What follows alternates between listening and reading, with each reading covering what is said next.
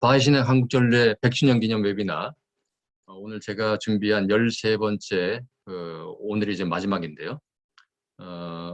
오늘 주제는 바하이, 한반도의 미래와 관련된 바하이 예언을 여러분에게 소개를 해드리려고 합니다. 그 핵심 개념은 spiritual axis라 그래가지고 정신적 축 혹은 영적 축이란 개념이 바하이 문헌에 있습니다.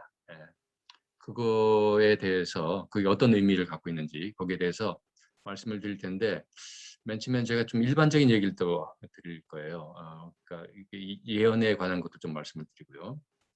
한반도의 미래와 바하이 예언, 여기서 핵심 그 개념은 아까 제가 말씀드렸듯이 spiritual access입니다. 제가 대한민국의 미래화라고 할까 한반도라고 할까 하다가 대한민국이 아니라 여긴 지정학적인 거기 때문에 한반도라고 이제 했습니다.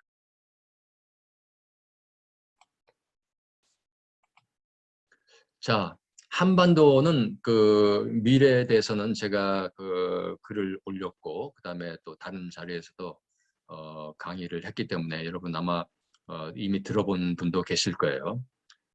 만약에 들어보지 않은 분이 혹시 이 동영상을 시청하신다면은 한국종교발전 포럼에서 올려놓은 동영상이 있습니다. 제목이 누구나 알아야 하는 그러나 아무도 모르는 종교 이야기라는 곳에 제가 한반도의 미래와 관련된 지금 제가 잠깐 소개해드릴 그 내용이 거기 아주 상세하게 적혀 있습니다. 오늘 여기에서는 그냥 간단하게 누구나 다 관심이 있죠, 그죠? 예. 특히 한국 이 땅에 사는 사람들은 도대체 우리나라가 앞으로 어떻게 될까, 그죠? 항상 불안하죠. 항상 이 강대국 사이에 끼어가지고 북한은 또 저 핵무기까지 개발하고 저러고 있고 국내 정치 상황은 또 어떻게 될지 모르는 그런 상황이고 등등 해가지고 항상 미래가 그거 합니다. 뭐 당연히 그렇죠. 뭐 더군다나 요즘 같은 시대에는 뭐 순식간에 그 조직이 기업이 망하기도 하고 흥하기도 하는 그런 시기이고 굉장히 많은 나라들이 굉장히 잘 나가다 망하기도 했지 않습니까? 예. 뭐 아르헨티나 그다음에 베네수엘라 세계 최대 산유국 뭐 이런 나라를 보면서 베트남도 그렇고 우리나라는 과연 어떻게 될까 하는 그런 걱정을 하게 되는데, 아무튼 장기적으로는 굉장히 놀라운 어떤 미래가 펼쳐져 있다는 것을 저는 확신을 합니다. 물론 그 과정에서 이렇게 그 기복은 있겠죠. 그래서 그걸 잠깐 이제 말씀을 드리면은 미래는 언제나 과거와 현재 연장선상에 있죠. 물론 때로는 이 가파른 어떤 그런 곡선을 그리기도 하겠지만, 그래서 마침 제가 태어난 해 1951년 사진을 제가 몇 장 구했는데 지금부터 70년 전, 그죠? 70년 전 우리나라는 해방되고 나서 조금 있다가 해방됐을 때도 참 어려운 그런 상황이었는데, 그러니까 1948년, 45년 해방되고 그다음에 막 그 어려운 그 와중에 어떻게 해가지고 북한은 북한대로 또 나라를 갖다가 수립을 하고 남쪽에서는 이승만 대통령이 자유민주주의 체제로 국가를 수립을 했는데, 또 한 3년 있다가 1948년 수립했는데 또 한 3년 있다가 그냥 북한에서 적화 통일을 하기 위해서 밀고 내려오는 바람에 전쟁이 났어요. 그러니까 우선 뭐 정치적으로도 그렇고 경제적으로 그렇고 전 세계적에서 가장 당신은 뭐 이디오피아 무슨 뭐 아프리카 나라보다도 훨씬 못 사는 그런 상황이었는데 거기다 전쟁으로 그냥 완전히 다 날아간 거예요. 이런 나라가 어떻게 될까요? 그래서 그 메가더 원수가 인천상륙작전을 한 그 메가더 원수가 한국에 대해서 전쟁 그 상황을 보고 나서 한국이 일어나는 데는 뭐 100년 정도가 걸릴까 뭐 그런 얘기도 했다 그러죠. 그리고 인도의 어떤 그 전군 기자는 한국에서 한국이 새로 일어나는 거는 쓰레기통에서 장미꽃이 피어나는 것을 기다리는 것처럼 희망이 없다, 가망이 없다 하는 그런 아주 비관적인 예언을 한 분들도 있고 또 뭐 그렇지 않은 분들도 있었습니다만, 우리도 상상하지 못하는 그런 미래가 곧 펼쳐지게 됩니다. 그죠? 그래서 2013년에 60주년 유엔군 참전정전 60주년 기념 행사가 있었는데, 그때 전 세계에서 유엔 참전국이었던 그분들 아니면 그 가족들이 참석을 해서 이 그 기념 행사를 했습니다. 그죠? 이분 같으면 이제 여기 보면 딱 그 돌궐, 투르카이, 터키, 그죠? 예, 그 모습이 보이죠. 이분들 아주 그때 18, 19, 20 이런 나이로 한국에 와가지고 전쟁을 했는데 그때 그 폐허, 완전히 망가졌던 국가가 60년 후에 어떻게 변했느냐, 그죠? 이 청계천 모습. 아마 그분들 이거 보고서 깜짝 놀랐겠죠. 세상에 어떻게 이런 나라가 있냐. 그렇습니다.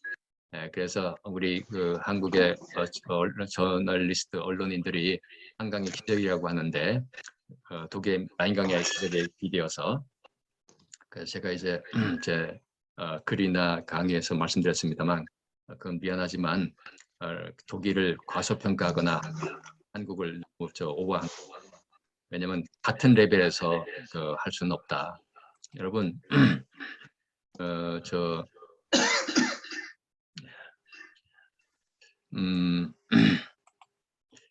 그 독일은요 전쟁 났을 때 좀 있는 사람들은 폴kswagen이나 벤츠 타고 피난 갔습니다. 근데 우리나라 어땠습니까? 아마 달구지도 거의 없었죠. 예. 그러니까 이 같은 레벨에서 비교를 할 수 없는 거예요. 그래서 저는 한강의 기적이라 하지 않고 한강의 신화라고 하는데, 그러니까 인류 역사상 아주 그야말로 전무후무한 기록을 이 땅에서 이뤄낸 거예요. 예, 이 땅에서 그 박정희 대통령의 리더십과 그다음에 근면한 우리 한국의 그 인들이 그야말로 그 쿠바의 카스트로가 그 한국인들의 근면성을 그렇게 부러워했다 그러던데, 네, 그런 걸 해낸 거죠. 우리는 지금 그 현장에 있고 그거 속에 있기 때문에 그것이 어떤 의미를 갖는지를 잘 모르는 경우가 있습니다. 근데 전 세계 지도자들이 한국을 보면서 야 어떻게 저런 나라가 있냐, 완전히 세계 바닥에서 그 더없이 그 바닥에 있던 나라가 어떻게 저렇게 단시간 내에, 그죠? 그렇게 짧은 시간 내에, 물론 아무리 운이 좋고 한다 하더라도 그렇지, 그렇게 그 짧은 시간 내에 저렇게 기적적인 그 성장을 할 수가 있냐. 그래서 지금 아프리카에서는 2년에 한 번씩 한국 해라고 그래가지고 한국을 보고 배우자, 뭐 그런 거를 하고 있고, 예, 그렇죠. 예, 뭐 여러분들 다 아는 얘기입니다. 그래서 아마 들으셨겠지만 세계적인 학자들이 한국의 미래에 대해서 예측을 하고 있습니다. 예, 학자들이 한 거기 때문에 뭐 예측이라고 얘기를 해야 되겠는데 거의 예언 수준이죠. 피터 드러커가 일본이 75년, 프랑스와 미국이 각각 200년과 120년에 걸친 것을 한국은 불과 20년 만에 해냈다. 뭐 이건 해냈다는 건 좋은데 앞으로 어떻게 될 건가? 거기에 대해서도 이야기가 나옵니다. 존 던킨 미국 UCLA 한국학 연구소장은 영국이 300년, 미국이 100년, 일본이 60년 걸린 것을 한국은 30년 만에 이뤄냈다. 경제 발전, 특히 경제 발전에 포인트를 주고 한 얘기겠죠. 그다음에 정치 발전도 뭐 일본이 불허할 정도로 정권 교체가 이루어지면서 그런 발전을 했습니다. 예. 그래서 드디어 2009년 11월 25일 한국이 OECD DAC라고 해가지고 개발 원조위원회에 가입을 하게 돼요. 그러니까 인류 역사상 외국에서 해외에서 원조를 계속 받던 나라가 원조를 하게 된 경우, 특히 이제 그 근대 그 국가들 중에서 최초죠. 최초고 아직도 유일할 거예요. 유일하죠. 그래가지고 아무튼 유엔 개발계획 UNDP 헬렌 크라크 총재, 이분이 뉴질랜드 총리까지 한 분인데 이분이 오셔가지고 그 25일 하루 전 24일 날 기자회견을 했더라고요. 그래서 그 기자회견 내용을 제가 신문에서 봤는데 6.25 전쟁을 극도의 가난을 경험했던 한국이 불과 1.5세대 만에 OECD DAC 가입을 앞두게 된 것은 대단한 이야기다라고 그 신문에 적었더라고요. 그래서 제가 야 이거는 대단한은 뭐라고 무슨 영어로는 무슨 얘기를 했는데 저게 대단하다고 적었을까? 그래서 제가 추측하기에 아니 분명히 그 헬렌 클라크 총재는 이렇게 얘기했을 거다. Great story. great story. great story는 이게 대단한 게 아니라 위대한이에요. 당연히 그렇게 해야 되죠. 그러니까 대한민국은 인류 역사상 특히 근세에 있어서 위대한 이야기를, 스토리를 쓴 겁니다. 우리는 그 속에 있기 때문에 그것이 얼마나 위대한지를 잘 모르는데 분명한 그 사실이고요. 그래서 자카 아탈리 같은 분이 그 프랑스의 미래학자입니다. 머리가 얼마나 좋은지 시험 쳐서 대통령 되면은 자카 아탈리다 할 정도로 굉장히 진짜 머리가 좋은 분인데 이분이 이런 얘기를 해요. 2025년 이제 한 4년 남았습니다. 무렵이 되면 세계는 많은 변화를 겪게 될 것이다. 한국 1인당 총생산량은 이게 몇 년 전에 한 얘기인데요. 지금으로부터 2025년까지 2배로 증가할 것이다. 한국은 경제 문화의 새로운 모델로 각광을 받을 것이며 한국의 기술력과 문화적 동성은 전 세계를 놀라게 할 것이다. 대단한 얘기죠. 네, 정말 대단. 여기서 지금 중요한 키워드는 뭐냐면 새로운 모델이에요. 이게. 모델을 제시한대요. 네, 어마어마한 얘기죠. 엘빈 토플러 여러분이 잘 아시는 미래학자. 서양 문명과 동양 문명의 교체가 20세기 말부터 21세기에 걸쳐 이루어질 것이며 한국은 태평양 시대의 중심국가 될 것이다. 예, 제가 그래서 썼습니다만 여기서 가장 중요한 것은 태평양 시대입니다. 태평양 시대, 아시아 태평양 시대. 그러니까 지금 대서양 시대가 지났고 예, 지중해 시대, 대서양 시대, 그 다음에 이제 그 태평양 시대라고 얘기를 하는데 예, 한국은 태평양 시대의 중심국가 될 것이다. 이런 얘기를 해요. 우리나라 학자들 중에 이런 얘기를 한 건 제가 못 봤어요. 너무 어마어마한 얘기라서 그죠? 그렇죠. 왜냐하면은 사실은 숲속에 있으면 숲을 못 보죠. 근데 외국의 석학들은 특히 역사 철학자들 아주 롱 인터벌 아주 긴 안목에서 500년, 300년, 100년 긴 인터벌에서 어떤 그 변화를 이렇게 예의주시하는 분들은 이게 보이는 거죠. 네. 이미 그런 훈련이 돼서 자.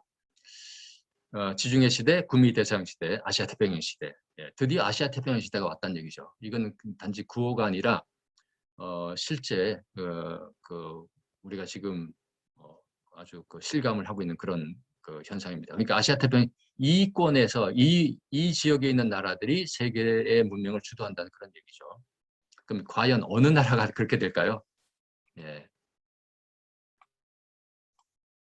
폴 케네디 강대국 혁명의 저자인데 이분이 일본에서 몇 년 전에 한 10여 년 전에라고 저는 기억을 하고 있는데 일본 동경대학에서 강연을 한 다음에 청중이 물었어요.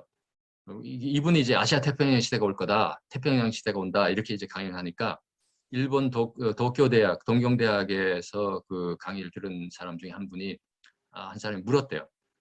자, 교수님, 21세기 아시아 태평양 시대의 아시아 태평양 시대가 된다고 했는데 그러면 중심은 누가 될까요? 어느 나라가 될까요? 이렇게 물었어요.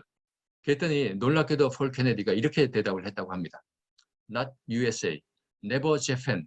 굉장히 실망했을 겁니다. 그죠? Never China, maybe Korea라고 했대. 아이고 참. 물론 뭐 그 학자들의 예언이 다 예측이 맞는 건 아닙니다. 그리고 이분 예측도 많이 빗나간 것도 있어요. 하지만 이런 반열에 올랐다는 것 자체가 참 의미심장한 일이라고 할 수가 있겠죠. 그런데 지금까지 제가 소개한 학자들은요. 전부 다 한국이 박정희 대통령 이후에 70년대, 80년대, 심지어는 90년대에 발전을 보고 얘기한 거예요. 그렇기 때문에 이미 발전을 보고 얘기한 거기 때문에 뭐 충분히 얘기할 수 있겠죠. 그죠? 예를 들어서 폴 케네디 같은 경우에는 그 근거를 대는 거예요. 자, 영국이 그 세계를 제패할 때 영국에는 세계 최대의 조선소가 하나 있었다. 근데 지금 한국에는 세계 최대의 조선소가 3개나 있다. 뭐 그런 아주 팩트를 갖고 얘기를 하게 되거든요. 네. 그런데 우리나라가 그렇게 경제 발전을 하기 훨씬 이전에 이제 막 이제 걸음마를 할 때, 60년대 막 걸음마를 할 때 토인비가 한 얘기가 있어요. 참 놀라운 일이죠. 토인비가 뭐라고 했냐면은 한국은 동양에서 가장 예의 바르고 전통이 있는 나라며 끈기와 지혜가 있는 민족으로서 언젠가는 물질 문명을 극복할 수 있는 세계적인 spiritual culture, 정신 문명의 선구자가 될 것이라고 예언을 했대요. 그런데 토인비가 한국 전문가가 아니거든요. 그죠? 한국 전문가가 아니에요. 그리고 한때는 한국에 대해서 아주 조선에 대해서 미래가 없다라고 그렇게 혹평을 했던 분인데 어떻게 하다가 참 무슨 바람이 불었는지 뭔가 본 거죠. 예, 뭔가 보고서 이런 얘기를 했어요. 근데 여기도 지금 문제가 있지 않습니까? 그죠? 동해에서 가장 예의 바른가요? 뭐 끈기는 뭐 아직도 있으니까 그런데 그러니까 아무튼 그런데 뭐 일단 기분 좋은 얘기는 기분 좋다기보다도 굉장히 참 정신이 번쩍 드는 얘기는 세계적인 정신 문명의 그것도 선구자래요. 파이어니어. 깃발을 들고 간다는 얘기 앞으로. 아까 그 모델이라고 했잖아요. 모델을 제시한다. 야, 이거 도대체 무슨 얘기지? 자신 있습니까? 응? 우리나라 지금 정치 혹은 지식인들 자신 있을까요? 이걸 감당할 수 있는?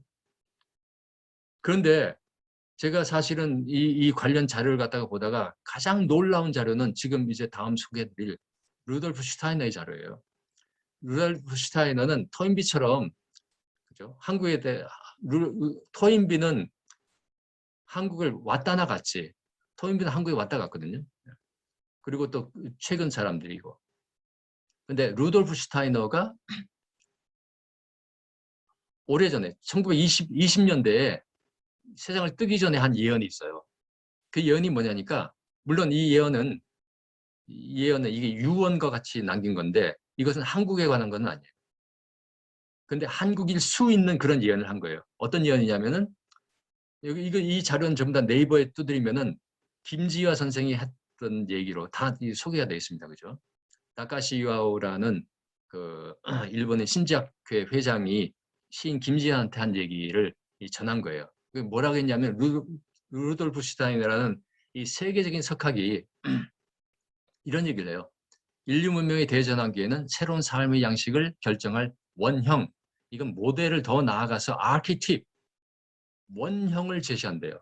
지금 우리가 지금 현대 국가, 우리나라, 전 세계 모든 소위 자유민주주의 국가의 어떤 그런 원형을 제시한 것은 그 네덜란드 그리고 영국이지 않습니까? 그죠? 근대 국가 시스템, 자유민주주의 뭐 이런 것들 그죠? 다 그쪽에서 왔거든요. 프랑스, 독일, 영국, 특히 영국, 그다음에 경제 시스템, 뭐 네덜란드 이런 식으로 해가지고. 근데 그 아키팁 거기다 또 어마어마한 단어가 나옵니다. 성배의 민족. 예수님이 마지막에 마셨던 그러니까 신성한 소명을 준 어떤 그런 걸 의미하죠. 민족이 반드시 나타난다. 지중해 문명이 전환기에는 그 민족이 이스라엘이었다. 하지만 오늘날은 예, 동양에 와 있다. 동양에 와 있대요. 와 있대. 근데 그 이상은 나도 모른다. 그게 동양에 와 있는데 그게 어느 나라인지는 자기가 모른다. 그러니까 아마 이게 무슨 뭐 영감을 받은 모양이에요. 그러니까 여러분은 자기 제자들한테 여러분은 그 민족을 찾아서 경배하고 돕고 뭐 배워라 뭐 이런 얘기를 예언을 했대요. 이게 다카시오 일본 신지학교 회장이 그 시인 김지한테 전한 내용이에요. 예. 야, 참. 그런데 그 다카시야오가 그래서 동양에 와 있다면 그러면 동양 어디지? 동양 3국? 중국, 일본, 한국? 어느 나라일까? 일본이겠지. 당연히 그죠? 1920년대 일본이 뭐 세계의 그 패권을 다퉜을 정도니까. 그래가지고 자료를 찾는데 아무래도 일본이 아닌 것 같아요.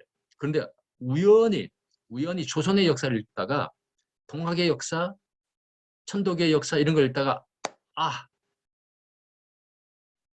성배 민족은 조선이구나.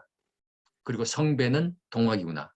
라고 다카시야오가 전류를 하면서 뭐 느꼈대요. 네, 그죠? 그래서 지금 아마 도올 김용옥이 그런 거에 또 도올 김용옥이 이제 그런 거에 뭐 영감을 받아가지고 지금 굉장히 그 동학에 대해서 그 얘기를 하고 있는다고 제가 얘기 들었습니다만 과연 그럴까요?